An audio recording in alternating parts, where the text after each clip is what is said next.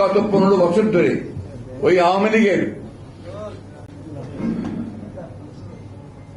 অপছায়া, তাদের প্রেতাত্মারা আবার বাংলাদেশকে শাসন করতে শুরু করেছে।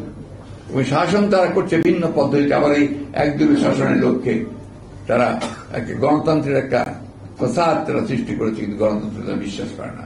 আজকে যারাই বিরোধী কথা বলে তাকে তুলে নিয়ে যায়। বিভিন্ন আইন পাশ করেছে তারা, ডিজিটাল সিকিউরিটি অ্যাক্ট থেকে শুরু করে বিভিন্ন অ্যাক্ট। এই আইনগুলো দিয়ে কেউ কথা বলার সেই স্বাধীনতা পায় না। আজকে হাজার হাজার মানুষকে তারা গ্রেফতার করে। দেশের বেগম খালেদা জিয়া তাকে তারা অন্যায়ভাবে মিথ্যা মামলায় আটক করে রেখেছে প্রায় 6 বছর ধরে। আজকে আমাদের লক্ষ লক্ষ মানুষের বিরুদ্ধে মিথ্যা মামলা, 60 লক্ষের উপরে মানুষের বিরুদ্ধে মামলা হয়েছে। 27,000 নেতাকর্মীকে তারা একদিনে 2-3 দিনের মধ্যে গ্রেফতার করেছে এই 28 অক্টোবরের পরে। আপনারা খেয়াল করে দেখবেন, যখনই আমরা আন্দোলন করি, যখনই আমরা জনগণকে সঙ্গে নিয়ে রাস্তায় নেমি, তখনই তারা একেবারে হায়নার মতো ঝাঁপিয়ে পড়ে এবং তাদের পুলিশ বাহিনী, তাদের র্যাব, এই বাহিনীগুলি তারা আক্রমণ করে। আজকে বেনজির সাহেব, তিনি ছিলেন পুলিশ বাহিনীর প্রধান, র্যাবের প্রধান।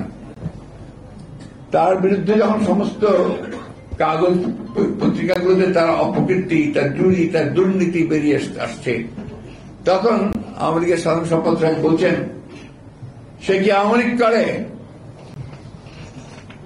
উনি আওয়ামী লীগের নাম ছিল কিনা জানি না, কিন্তু আওয়ামী লীগকে ডিফেন্ড করবার জন্য, তাকে ক্ষমতায় রাখার জন্য তিনি তার সর্বশক্তি নিয়োগ করেছেন।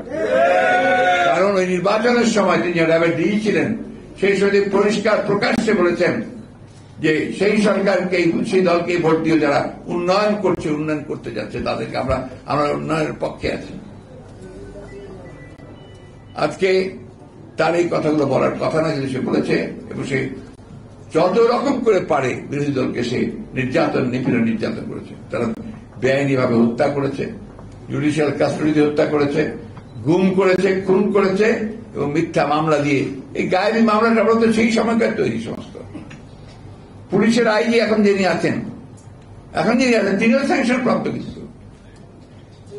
9 জনকে স্যাংশন ছিল, বেনজির সহ। এই একটা অবস্থা এই সরকার। আবার আরেকজন আপনার সাবেক সেনাবাহিনীর প্রধান আজিজ, তাকে তারা অনেককে ডিঙিয়ে, তার 2 ভাই চিহ্নিত সন্ত্রাসী জেনেও তাকে তিনি আর্মির চিফ করা হয়েছিল, এবং তার যে কাজ সেই কাজটা তারা করে নিয়েছিল, নির্বাচন পার করে নিয়েছিল।